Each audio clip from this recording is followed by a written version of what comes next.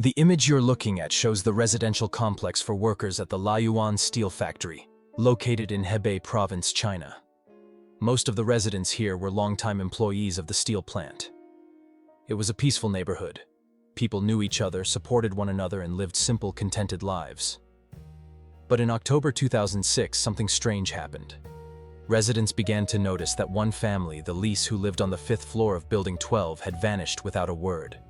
From that moment on, strange occurrences began to take place inside their now empty apartment. Zhang Yanlong, one of their neighbors, knew the family well. Mr. Li Jingsheng was 56 years old at the time. His wife Li Guizhen was 53.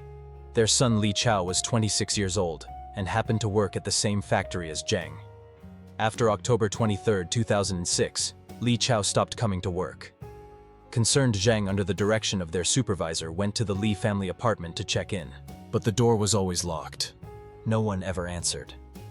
Then one night, a few months later, something unusual happened. Zhang and a friend were walking home after their night shift when they noticed that the lights inside the Li apartment were on. Zhang, puzzled, went up to knock on the window, but there was no response. He climbed up to the balcony and peeked inside just as the lights suddenly went off. It was odd. The apartment had clearly been lit up just moments before. Why wasn't anyone responding? What happened next was even more baffling. About 10 minutes later, the lights turned on again. That's when Zhang noticed the electrical box next to their door. On impulse, he began switching the main breaker off and on several times. Eventually, the lights stayed off. He and his friends stood there, utterly confused. Someone was clearly inside, but why wouldn't they come to the door? Neighbors began recalling the Li family's daily routines. Mr. Li and his wife were kind, soft-spoken people. Each afternoon, they could be seen sitting outside enjoying the sun. Every evening, Mrs. Li would go out to buy groceries. But since October 23rd, no one had seen any of them. Zhang and Li Chao had both worked in the auto repair department of the steel plant. On October 23rd, the day everything changed, Zhang went to find Li Chao as they had agreed to work the afternoon shift together. But when Zhang arrived at the meeting point and called for him, the door was locked. He waited until 6 p.m., knocking repeatedly, but no one ever came. Zhang couldn't shake the feeling that something wasn't right. They had agreed to meet that afternoon. Why didn't anyone answer that afternoon? Li Chao had reportedly had a lot on his plate. But strangely, he never showed up for work, not just that day, but for many days after. This was highly unusual for someone known for being punctual, responsible, and extremely dedicated to his job. After a few days without any sign of Li Chao, co-workers tried calling his relatives, but no one seemed to know where the family had gone. The sudden disappearance of the entire Li family, combined with the strange lights and silence in their apartment, began to stir up a quiet fear among the neighbors. Over time, the strange glow of lights flickering on and off in the empty apartment only deepened the mystery and unease in Building 12. On the morning of July 3, 2007, nearly a year after the Li family had last been seen, the local 110 Police Emergency Center in Laoyuan County received a disturbing call. The caller, a man named Lei Gang, worked as a security guard for the residential complex. He reported a strong, unpleasant odor coming from apartment 13 on the 5th floor of Building 12, the same apartment that once belonged to the Li family. The case was assigned to Officer Sun Baohua, who later recalled the events of that day. "We climbed from the neighboring balcony to get a look inside," he explained. Both the door and the windows were tightly locked with the curtains fully drawn. After receiving authorization, we decided to break the glass window to gain entry. The moment Officer Sun stepped inside the apartment, untouched for 8 months, he was hit by a powerful stench. The space was filled with dust, and a sense of unease hung in the air. To make his way inside, Officer Sun used a steel pipe to break through the mesh security screen and open the window. As soon as the window gave way, the odor became overwhelming. Inside the kitchen, wrapped in an old blanket, was what appeared to be the remains of an adult woman. The scene was immediately secured. Further into the apartment, officers discovered 2 more sets of remains, both male, one in the master bedroom, and another in the smaller room, each similarly covered. Based on the condition of the apartment and the way the bodies were found, police believed the individuals had been deceased for quite some time. Reinforcements were called in immediately. The apartment was a mess. Layers of dust covered the furniture, and cobwebs clung to every corner. The 3 bodies had been left in different parts of the home, The kitchen, the main bedroom, and the smaller bedroom all covered under blankets. After speaking with neighbors and confirming identities, authorities verified that the deceased were indeed the long-missing members of the Li family, Mr. Li Jingsheng, his wife Li Guizhen, and their son, Li Chao. During their investigation, the team discovered a calendar left on the table.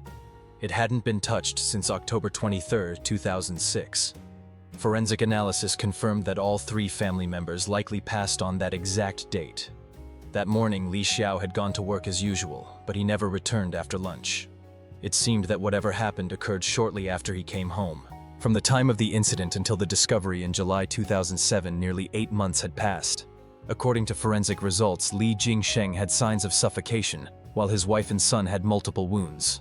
However, the methods used suggested that common household items were involved and no advanced tools had been brought in. The diversity in how each person was harmed raised questions. Why were different methods used?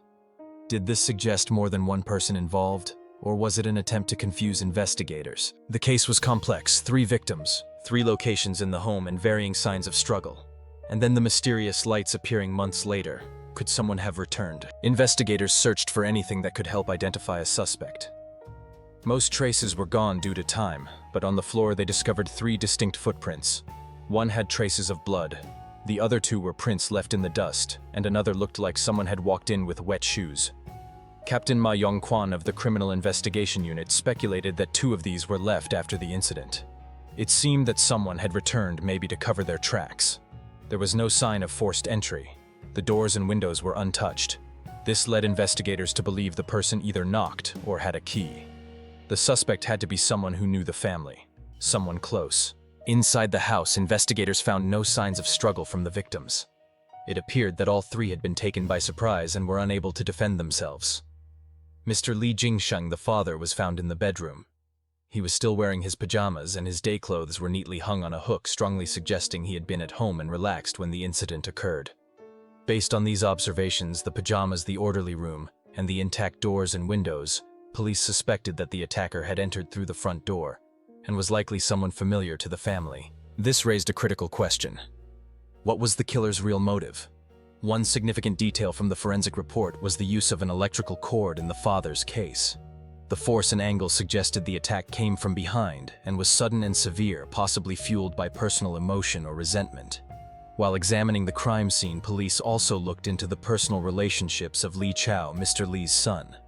Colleagues described him as honest, reserved, and well-mannered. He didn't socialize much and had only a small circle of close friends. Li Chao was known as a devoted son and a hard worker. His co-workers mentioned that his family was planning to purchase a new home to prepare for his upcoming wedding. Sadly, that joyful plan never came to pass. On October 23rd, his co-workers were heartbroken by the sudden silence from his family. The investigation showed that the Li family was known for their kindness and had no known enemies or disputes. There didn't seem to be any financial or personal conflicts that could explain such a crime. Then a friend of Li Chao mentioned a curious detail. Shortly before the incident, Li Chao had purchased a desktop computer. But at the scene amidst the chaos, the computer was missing. If this had been a robbery by a stranger, it was unusual that only the computer was taken. No other valuables were reported missing. Even more unusual, the perpetrator had apparently returned to the scene twice after the crime. This indicated that they were either very bold or very familiar with the area, possibly even living nearby. Police theorized that removing the computer might have been a way to eliminate potential evidence, but doing so would have required the person to carry it out of the apartment complex, something difficult to hide at night. With that in mind, investigators focused their efforts on questioning over 2,000 residents in the steel factory's housing compound. Their attention now turned to someone who knew the family well and could blend in without raising suspicion. During the sweep of the residential building, one individual caught the attention of investigators, a man named Du Jingju. He lived on the 4th floor and was known for his ability to duplicate keys and his history of petty theft. Could he have used a copied key to enter the victim's apartment? Du Jingju resided in Unit 13 on the 4th floor of Building 12, just 1 floor below the victim's home. He was familiar with key duplication and had previously been dealt with by law enforcement for theft. According to police, the situation was tense. Especially during questioning, Du appeared anxious and uneasy, making it difficult to rule him out as a potential suspect. Following legal procedures, police searched Du's apartment. What they found surprised them: a large amount of cash stored in plain sight sitting atop a dusty wardrobe. When questioned about the source of the money and why it wasn't hidden more securely, Du claimed it had been stolen from a relative. During interrogation, Du admitted he had secretly made a copy of his brother-in-law's house key. He said the money found in his apartment was stolen from their home, but he firmly denied any involvement in the tragic case involving the Lee family. Apparently, Du had previously argued with his brother's wife and their families were on unfriendly terms. The brother's wife claimed that Du had stolen valuables and money from their household. Her statement confirmed what Du had confessed. But did this mean Du had no connection at all to what happened at the Lee residence? As officers continued to sort through the scene, aside from blankets and scattered household items, they noticed something peculiar. There were no valuables left behind. Even the victims' wallets were empty. Locals shared that the steel factory where Mr. Lee once worked had been doing quite well financially. It was common knowledge that the family likely had substantial savings, at least enough to warrant a bank book. In fact, the Lee family was preparing to buy a home and host a wedding for their son. It was almost certain they had a considerable sum saved. Investigators speculated that if the culprit had taken the savings book, they would eventually go to the bank to withdraw the funds. As it turned out, they were right. While checking with local banks, investigators uncovered a vital lead around 4:30 p.m. on October 23, 2006. Someone withdrew the entire amount from two savings accounts totaling 91,000 yuan, using the victim's identification documents. The original savings books were located at the bank. According to the transaction slip, the person who withdrew the money signed the name Li Chao. Bank records showed the account holders were Li Tingsheng and his wife Li Guizhen, Li Chao's parents. A bank employee recalled that at around 4 p.m. that day, a man identifying himself as Li Chao had presented ID cards for 3 family members to withdraw all funds. Investigators retrieved the withdrawal form and sent it for forensic testing. A crucial clue was revealed: a clear fingerprint in dried blood. With that, the case took a significant turn. Now all they had to do was match it to a suspect. Police then collected fingerprint samples from the suspect Du Jingju and sent them immediately to the forensic department for comparison. However, the test results came as a major shock to investigators. The bloody fingerprint on the bank withdrawal slip did not belong to Du Jingju. Once again, the investigators plunged from the heights of hope into the depths of disappointment. It felt as though the entire investigation had reset to square one. Every unanswered question re-emerged, casting a shadow over the team's efforts. Who was really behind the mysterious lights at the Lai family's home? The killer was able to calmly remove valuables from the victim's home, an act that revealed not only recklessness, but also psychological composure. Given that the suspect entered and exited the crime scene multiple times, investigators concluded that the individual most likely lived within the steel factory's residential compound. But where was he hiding now? At that moment, a resident in the apartment complex came forward with a tip. The individual said that someone named Zhao Longgang had once owed a huge amount of gambling debt. Zhao had even pawned the family's small truck to pay off what he owed. Yet shortly after the Li family went missing, Zhao suddenly appeared wealthy, spending lavishly and even retrieving the family truck. This information immediately caught the attention of the task force. Investigators rushed to Zhao Longgang's residence to collect fingerprint samples. His prints were quickly sent to the forensic team. After 3 tense hours of waiting, the results finally came, and Zhao's fingerprint closely matched the bloody one found on the withdrawal slip. During the subsequent search of Zhao's home, police discovered 2 pairs of shoes that closely resembled the footprints found at the crime scene. Forensic analysis confirmed that the shoe prints were an exact match. According to Zhao's own confession, back in June 2006, he had been lured into gambling by friends and soon became addicted. He racked up tens of thousands of yuan in debt, eventually pawning his family's truck to cover the losses, but still lost everything. He was ashamed and had no idea how to face his wife, children, and parents. Desperate to retrieve the truck, Zhao tried borrowing money again, but no one would lend to him anymore. Backed into a corner, he decided to take a dangerous risk.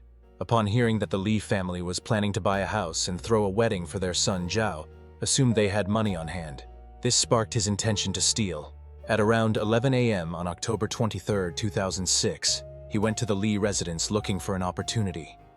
Finding only Mr. Li Jingsheng at home, Zhao made a tragic decision. He strangled him from behind using a nearby electrical cord. After Mr. Li was killed, Zhao Longgang continued his violent spree. When Mrs. Li returned home from the market, he attacked her as well.